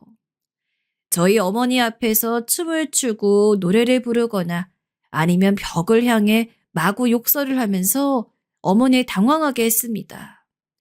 저희야 익숙했지만 어머니에겐 아니었던지라 저도 그땐 어찌해야 할지 모르겠더라고요. 아내는 보다 민망했는지 처형에게 집에 갈 시간이라며 강제로 처형을 집으로 보내려 했어요. 허나 처형은 온 힘을 다해 저항했고 절대 집에 가지 않겠다는 말을 반복했습니다. 저 절대 안 갈 거예요. 오늘 여기서 잘 거예요. 저 집 가기 싫어요. 집 가는 거 너무 무서워요. 처형의 중얼거림에 모두가 어려운 표정이 되었죠. 그런데 그때 갑자기 처형이 제 몸을 끌어당기더니 품으로 파고드는 거였어요. 제 어머니가 있는 앞에서요. 품이 진짜 따뜻해요. 진짜 따뜻하다. 얼른 안 떨어져? 저희 어머니는 소스라치게 놀라셨고 보다 못한 아내가 소리를 쳤지만 처형은 그럴수록 절 더 놓지 않았습니다. 그만 좀 해라. 아, 왜 자꾸 이 사람한테 안아달라 그래. 맨날 남자가 그립대. 그런 남자 사겨. 언제까지 혼자 살 것도 아닌데 이게 맨날 무슨 청승이야. 받아주는 것도 한두 번인지. 이제 술 그만 먹어. 많이 먹었어. 나 너무 힘들어서 그래. 위로받고 싶은 것도 안 돼? 위로 좀 받으면 안 되니? 아, 그러니까 무슨 위로를 맨날 남자 끌어안고 하냐고. 누가 위로를 받지 말래? 이 사람 지금 얼어있는 거 안 보여? 이제 좀 그만. 산 사람은 살아야지. 왜 자꾸 술 먹고 이상해지는 건데. 아, 남자 냄새는 무슨. 솔직히 변태 같아. 아내도 처형이 힘든 건 알았지만 자꾸 저에게 그러니 화가 난 건지 그날은 버럭하며 따끔하게 쏘아붙였습니다. 하지만 아내의 말에 처형은 눈이 풀린 채 멍하니 주저앉아 있다 또 아무 소리도 안 하고 눈물만 흘리었어요. 그리곤 처형도 이내 날선말을 퍼부었고 이는 자매 간의 갈등으로 번졌습니다. 넌 내 마음 몰라. 마음에 구멍 난 거 그거 모른다고. 산 사람 묻은 심정 막말로 네가 어떻게 알겠어? 겪어보지도 않은 네가 어떻게 알고 있겠냐고. 힘내라는 말? 그거 하나도 위로 안 돼. 알어? 언니, 내 말은 그게 아니라 언니가 자꾸 이러니까 내가 걱정돼 그러는 거잖아. 됐어. 마음에 없는 소리 마. 처형은 그 길로 뛰쳐나가 버렸고 아내랑 저는 혹시 처형이 잘못된 선택이라도 할까봐 불이 나게 뒤쫓아갔지만 처형은 이미 사라진 후였습니다. 어떡해.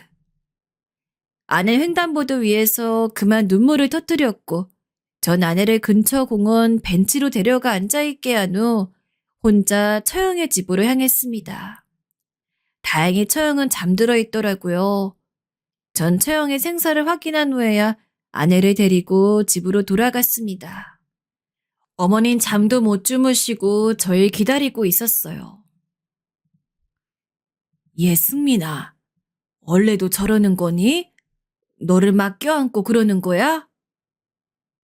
그게 전 어머니 앞에서 둘러댈 말이 없어 곤란해졌습니다. 사실 처형이 이러는 건 비단 오늘뿐만이 아니었으니까요.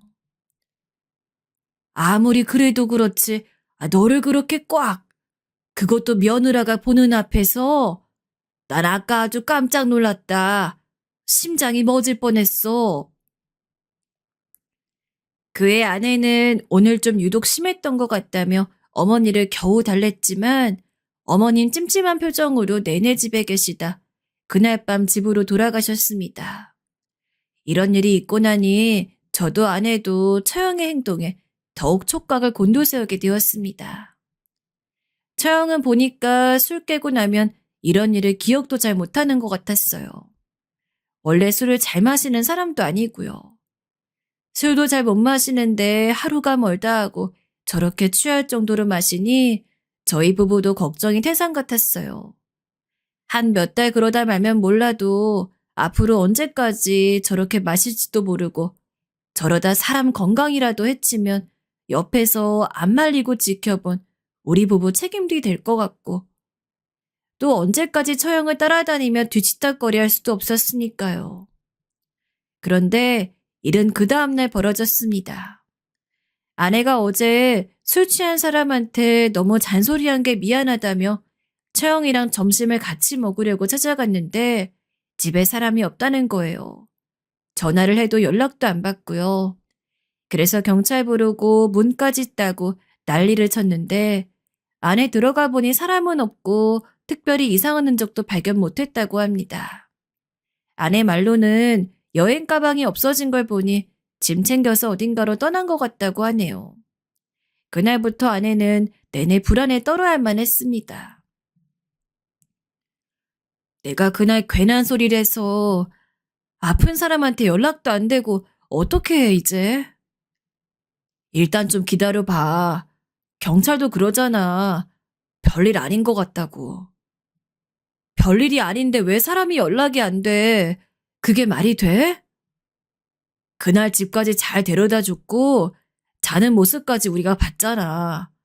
그러니까 어딜 갔어도 아침에 맨정신으로 갔을 거야. 당신이 그 소리 한 번 했다고 갑자기 사람이 나쁜 생각하지 않아. 저는 최대한 아내 위로해 주려 했지만 아내는 계속 몸을 떨었습니다. 저도 그런 아내가 안쓰러웠고 담담한 척했지만 어디에 있는지 모를 처형도 너무나 걱정스러웠어요. 다행히 이 걱정은 불식되었습니다. 얼마 뒤 경찰에서 연락이 왔어요. 신용카드와 휴대전화 사용 내역이 확인되었고 한 보름 뒤에 지방에서 검문소를 지나는 처형을 찾았고 본인은 여행 중이라고 경찰에 밝혔다고 합니다. 아내와 저는 그제야 한시름 놓을 수 있었지요. 너무 다행이다. 정말 큰일 나는 줄 알았어. 진짜 이러다가 내가 정신이 이상해질 것 같아. 거봐. 저 형도 애도 아니고 옆에 우리도 있는데 뭐 크게 잘못될 게 없다니까. 자기도 이제 좀 편하게 생각해도 돼. 알겠어. 아내가 지난 며칠간 직장에 나가지도 못하고 잠도 못 잔 터라 전 일단 아내를 집으로 보내 잠을 자게 했습니다. 다행히 처형에게서 몇 번 전화도 오고 문자도 왔던지라 저희는 한시름 놓을 수 있었지요. 그런데 요 며칠 어쩐지 금신과 걱정에 휩싸여 있는 것 같던 아내가 어느 날 제게 뜬금없는 제안을 하는 거였습니다. 자기야, 혹시 언니한테 새 남자 생기면 좀 나아질까? 자긴 어떻게 생각해? 새 남자? 아이, 동서 돌아가신 지 이제 1년인데 벌써? 그게 아니라 언니가 자꾸 술만 마시면 외롭다 그러니까 마음에 없는데 그런 소리 하겠어? 남자 만나서 나을 병이면 그거보다 더 쉬운 방법이 어딨어. 그거라도 해봐야 하지 않을까? 아니야. 그 다 외로우니까 하는 소리지. 그런 의도로 한 말 아니야. 남자가 외로운 게 아니라 죽은 동서가 그리운 거야. 남자를 찾는 거면 미쳤다고 술 먹다 나한테 그러겠어? 나도 그 속은 다 모르지만 채영이 날 끌어안으면서 계속 슬퍼하잖아. 우리 보기에 이상한 거지. 자기도 나름으론 다 속으로 삭히는 거야. 사람이 암만 술 취해도 없는 분심이 나오진 않거든. 그러니까 일단 남자를 소개시켜주면 조금 감정이 환기되지 않을까? 아니라니까 그러네. 알아본 남자는 있고? 찾아봐야지, 이제부터. 아니야. 이럴 때일수록 가족이 믿어줘야지. 괜히 그런 노력하지 말자. 소개시켜주더라도 처형 의사를 먼저 물어보고 해주자고. 아낸 처형에게 일종의 부채의식 같은 걸 느끼는 모양인지 이런저런 제안을 했습니다. 또 처형이 돌아오면 어떻게 대해야 할지 공부한다면서 도서관에 가서 심리학, 신경정신과 에세이 같은 걸 잔뜩 빌려오고 백과사전이나 논문도 읽어보면서 우울증이나 공황장애 등에 대해서 열심히 찾아보기 시작하더군요. 자기야, 이거 봐봐. 사람이 심리적으로 문제가 생기면 실제로 안 아픈데 몸엔 아픈 증상이 나타난대. 언니도 형부 돌아가시고 한참 그랬거든. 왼쪽 어깨에 감각이 없다 그러고 팔을 못 쓰겠다 그러고. 어? 아이, 그런 것까지 공부하고 있었어? 그런 건 네가 책 읽는 것보다 선생님 찾아가면 해결되는 거 아니야?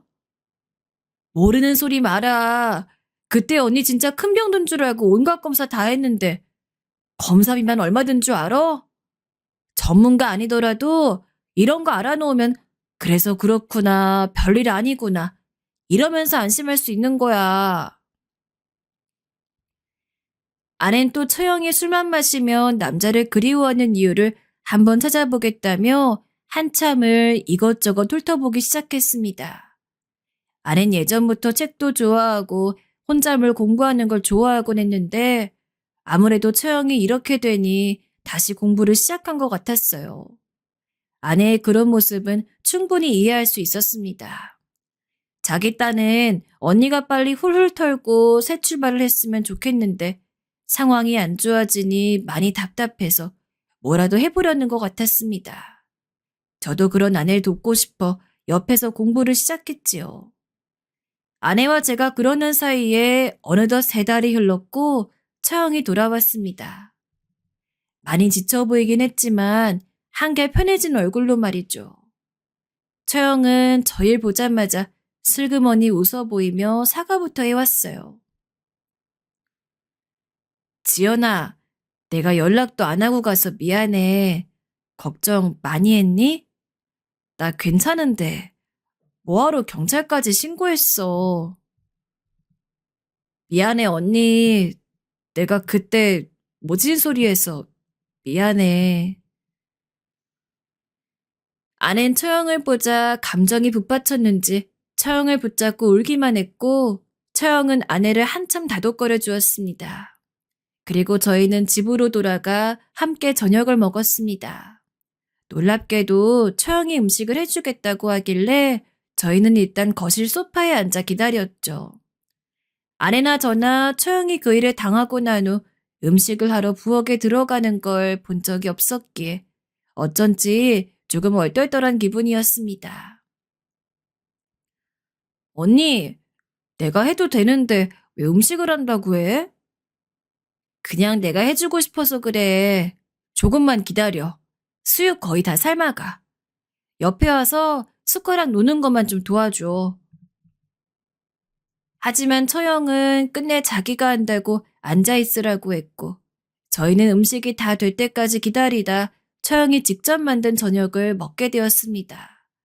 정성껏 삶은 수육에 나물들, 갓 지은 밥, 계란찜, 미역국은 무척이나 맛있었습니다. 밥을 먹다 보니 예전에 처형이 정신이 건강했을 적 저희들 먹인다고 이것저것 삶고 지지고 볶으면서 한가득 밥상을 차려주었던 기억이 떠올랐어요. 그때 처형이 차린 음식을 먹으며 다 같이 웃고 즐거워하고 행복했던 모습이 너무도 선명한 사진처럼 다가왔습니다. 늘 함께일 거라 생각했는데 그게 너무 당연했는데 밥을 먹으면서도 씁쓸한 마음이 가시질 않았죠. 식사가 끝나자 아내는 처형의 손을 붙잡고 말했습니다. 언니, 그간 너무 고생 많았어. 이제 우리 힘내서 다시 살아보자. 나 그간 언니한테 한 말 곱씹으면서 내내 반성했어. 그리고 언니 어떻게 대해야 할지 알기 위해서 책도 받고 내가 너무 무심했어, 언니. 언니 마음에 제대로 공감 못한 것 같아. 그러자 처형은 포근한 미소를 품으며 제 아내의 손을 맞잡았어요. 지연아, 아니야. 네 말 마음에 담아두지 않았어.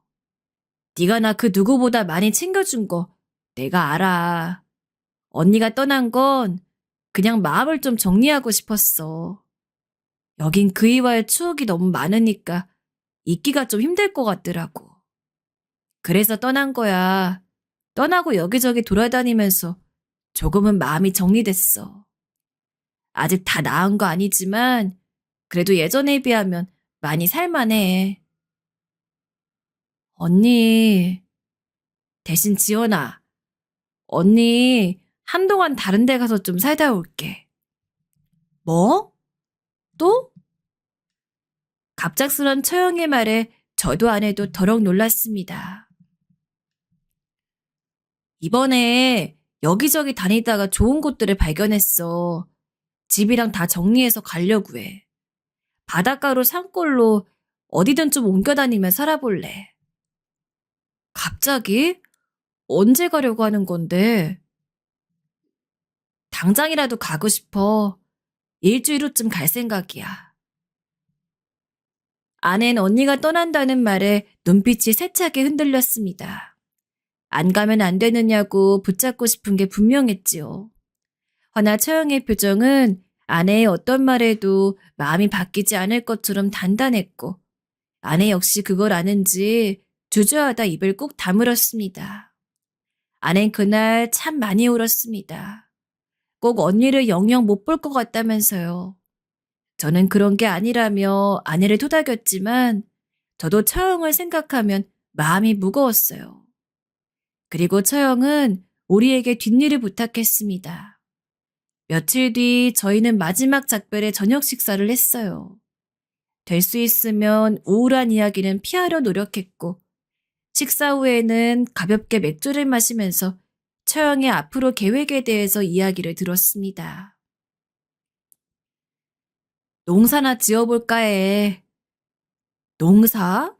언니가 농사 어떻게 짓게? 그게 얼마나 힘든지 알아? 우리 외할머니 농사 짓다가 허리가 다 구부러졌잖아. 엄마는 평생 그걸 푸념했고. 그래도 난 할머니 보면서 한 번쯤 해보고 싶었는데? 할머니 따라 밭 가꾸는 것도 좋았고, 산에 열매 따러 가는 것도 좋았어. 여기 서울살이가 힘들면 그때 생각이 나곤 했거든. 정말? 언니가 그런 생각했는 줄은 몰랐네. 분위기가 무르익자 아내와 처형은 옛날 이야기들을 나누기도 했습니다.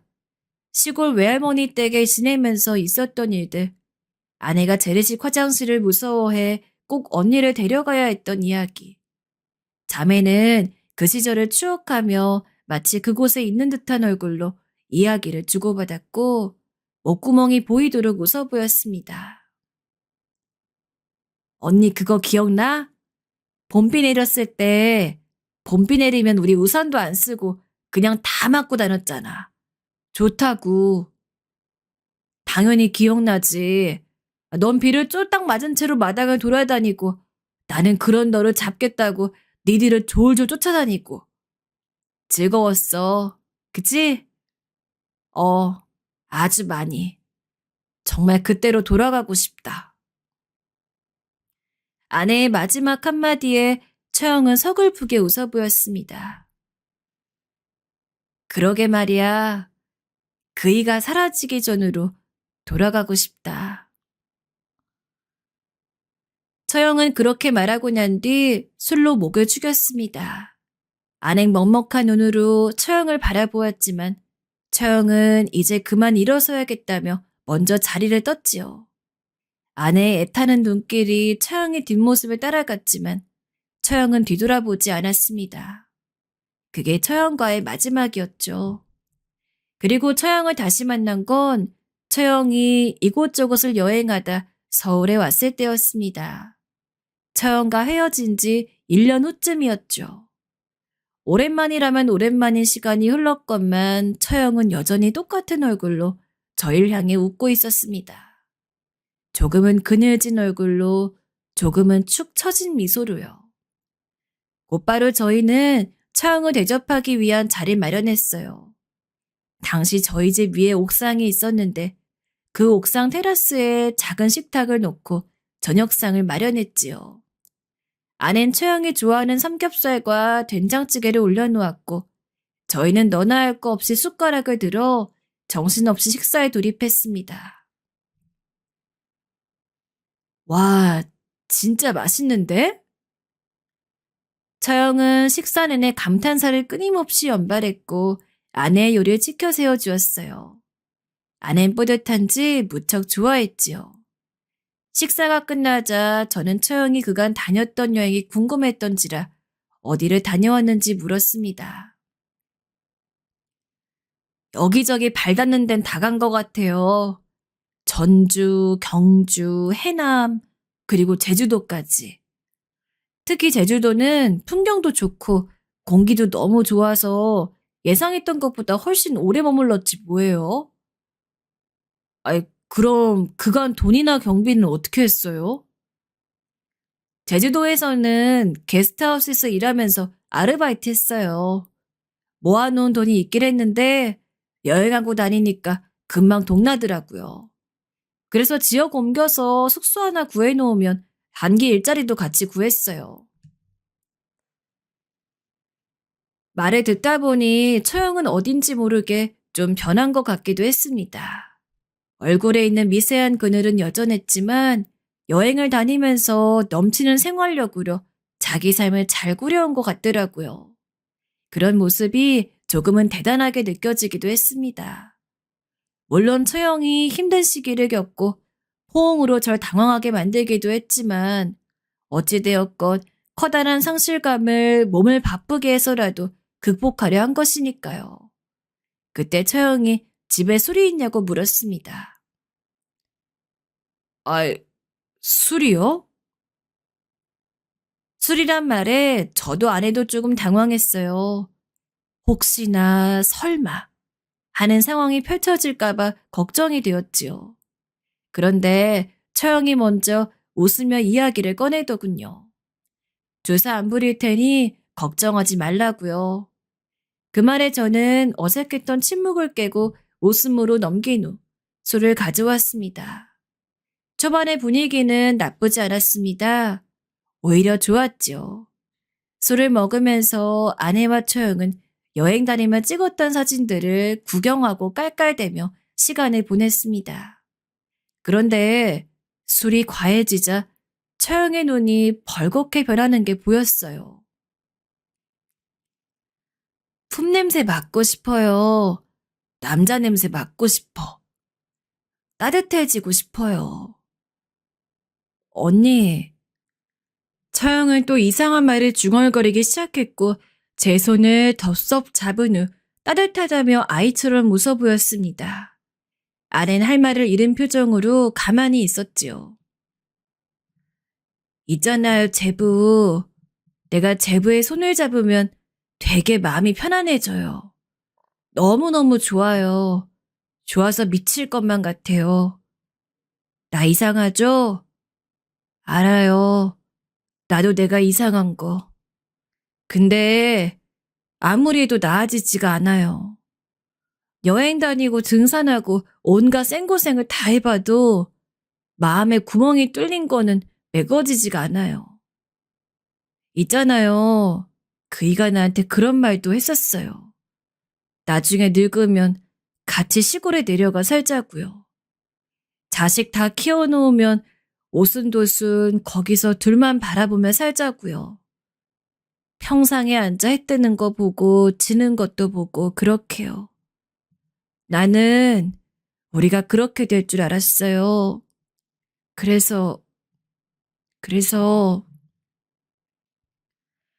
아니나 다를까 한참을 이야기하던 처형은 죽은 동서 이야기를 하며 눈물은 참지 못하고 엎드려 흐느끼기 시작했습니다. 아내와 제 사이엔 잠시 무거운 침묵이 흘렀지요. 처형은 주섬주섬 손으로 술병을 찾아 입안에 털어넣었습니다. 한 모금, 두 모금, 술이 처형의 입안으로 목구멍을 타고 들어가는 걸 저와 아내는 그저 지켜보기만 할 뿐이었습니다. 그러다 아내가 갑자기 한숨을 쉬며 저에게 눈짓을 하곤 주방으로 가버렸습니다. 전 처형에게 다가가 손을 잡으며 어깨를 토닥여줬어요. 그간 마음고생 참 많았어요. 그리워하느라 힘들었죠? 이제 조금 내려놓고 편안하게 살아봐요. 저희가 도울게요. 그리고 저는 조금의 어색함 없이 처형을 끌어안고 토닥여줬습니다. 처형은 제 품에 안겨 고개를 끄덕였고 그간 곤란하게 해서 미안하다며 사과의 말을 전하려 했습니다. 하지만 저는 처형이 무슨 말을 하려는지 알 것 같아 고개를 내줬고 그저 아주 꽉 처형을 안아주었어요. 아낸 옆에서 숨죽이며 눈물을 떨고 얻고 이내 잠시 후 옆으로 다가와 처형과 절 같이 안아주었습니다. 익어가는 밤 저흰 그렇게 서로를 오랜만에 아주 꽉 안으며 서로의 품냄새를 맡았습니다. 처형에게 다시 연락이 온 것은 그로부터 2년이 지난 여름이었습니다. 막 장마가 끝나고 무더위가 시작되려던 때였지요. 처형은 경북의 어느 시골 마을에서 지내고 있었습니다. 예전에 비해 목소리가 많이 밝아져서 조용한 곳에서 잘 지내고 계시는구나 하고 안심했지요. 제부, 저 여기서 농사 짓고 있어요. 거기 많이 덥죠? 주말에 놀러 한번 오세요. 여기 지대가 높아서 엄청 시원해요. 드릴 말씀도 있으니까 꼭 오세요. 아내와 저는 처형의 초대를 받고 그주 주말 차를 몰고 처형이 있는 곳으로 갔습니다. 그야말로 첩첩산중에 있는 마을이더군요. 와, 이럴 줄 알았으면 미리 선물을 사올 걸. 벌써 1시간째 마트 하나 안 보이네. 아직도 우리나라 이런 곳이 있나? 아니야. 여기 지금 지도상으로는 대도시가 그렇게 많이 안 멀어. 계속 시골길만 나오는 거 보니까 우리가 도로를 잘못한 것 같은데? 아내와 저는 한참을 헤매다가 처형이 있는 마을에 도착했습니다. 정말 TV에나 나올 것 같은 시골 마을이었어요.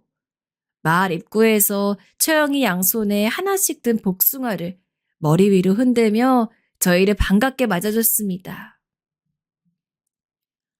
아이, 저 처형 아니야? 뭔 시골 소녀도 아니고 복숭아는 왜 흔들고 있어? 글쎄, 언니가 좀 많이 변한 것 같은데? 우린 어리둥절한 표정으로 처형의 안내를 받으며 원두막으로 갔습니다. 원두막 위에는 과일과 고기가 가득 틀어져 있었고 주변으로 복숭아밭이 넓게 펼쳐져 있는 곳이었어요. 야, 경치 좋네요. 처형 힐링 제대로 하고 계셨네. 언니, 이 넓은 밭을 언니 혼자서 다 기르는 거야? 아니야. 이걸 나 혼자서 어떻게 다 해? 기다려봐. 곧 사람 오실 거야. 집에 술 가지러 간다고 잠깐 가셨어. 잠시 이야기를 나누고 있으니 이내 저 멀리서 얼굴이 검게 탄 50대로 보이는 아저씨가 손엔 아이 키만한 담금주 술병을 들고 나타났습니다. 아이고, 이 멀리서 손님들 오시느라고 수고하셨어요. 잘 오셨습니다. 갑작스런 농촌 아저씨의 등장에 저희 부부는 좀 당황스러웠어요. 아니나 다를까 그 남자분은 처형의 새로운 남자친구였어요. 저희한테 인사를 하고 곧 혼인신고를 하신다니 이제 새 남편이 되겠죠. 마땅히 축하부터 하고 볼 일이었지만 워낙에 도시적이고 지적인 데다 우아하기까지 한 처형의 남편이 되기엔 두 사람이 전혀 어울리지 않는 것 같아 저희는 좀 당혹스러웠습니다. 만난 지 30분 만에 런닝쇼츠 바람이 되시는 것도 그렇고요. 그분의 검게 탄 두 어깨와 농사에 적합한 떡 벌어진 체격, 한눈에 봐도 농사를 잘 지을 것 같은 외모에 저희 부부는 당황할 수밖에 없었습니다. 하지만 처형은 입이 그분에게 홀딱 바란 듯 사랑스러운 눈길로 그분을 쳐다보고 계셨어요. 두 사람의 이야기는 이랬습니다. 2년 전 처형은 생각도 좀 정리할 겸 이곳에 내려왔고 이곳의 자연 풍경에 반해 이곳에 머무르게 되었답니다. 그러다 문득 농사를 지어보고 싶다는 욕심이 생겼다고 하네요. 그래서 마을 이장님께 부탁을 드렸고 이장님께서는 일단 조금 경험해보고 시작하라고 하시면서 이분의 밭에서 일하도록 주선을 해주셨다고 합니다. 그러면서 두 분 사이에 사랑이 싹트게 된 거죠.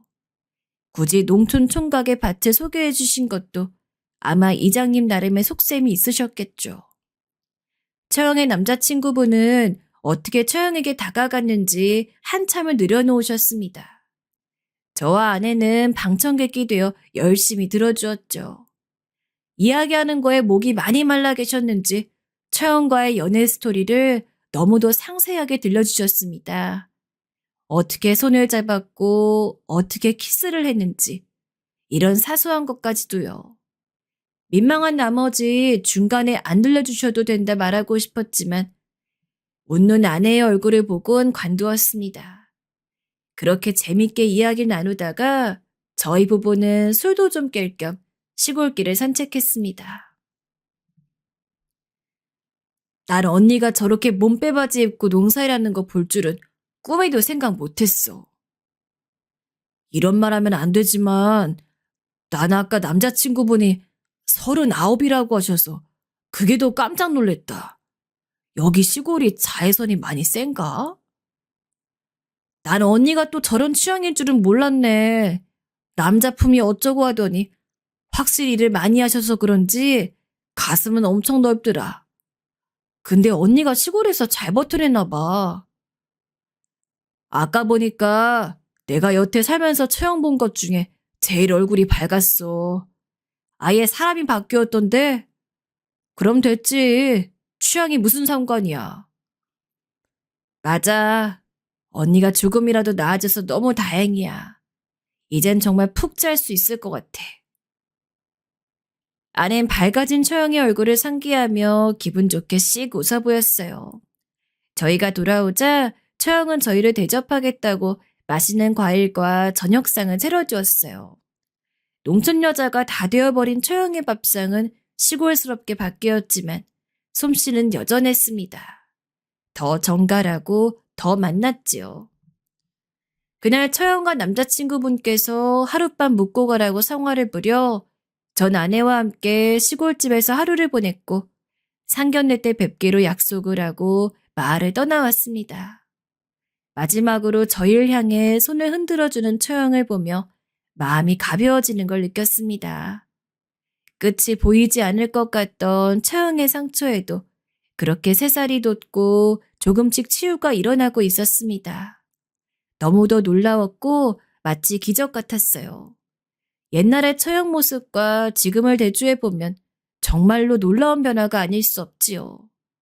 아마 처형이 그곳에서 찾은 마음의 안정과 남자친구분으로부터 받고 있는 사랑, 그리고 흘러간 시간이 상실의 상처를 잊고 처형을 다시 살아가게끔 했나 봅니다. 시간이 흐르면 나아진다는 말, 제겐 지나치게 낙관적이고 부정적으로 느껴졌던 말이지만 처형을 보면 정말 그렇구나 하는 생각도 드네요. 또 오히려 처형이 이전보다 훨씬 밝아진 모습을 보니 사람에게 진짜 팔자라는 게 있다는 생각도 듭니다. 인생엔 전환점이라는 것도 여러 번 있는 것 같고요. 처형이 이전과는 180도 달라진 삶을 선택한 것이 놀랍기도 하지만 뭐가 됐든 그간 아파한 만큼 행복하게 잘 지내기를 간절히 바랄 뿐입니다. 덕분에 좋은 휴양지도 하나 생겼고 앞으로 과일은 실컷 먹게 되었네요. 제 사연은 여기까지입니다. 지금까지 자리를 지켜주셔서 너무나 감사하고 사연 들으시는 분들께서도 저희 처형의 행복을 빌어주신다면 너무도 감사하겠습니다. 모두 행복한 하루 보내세요.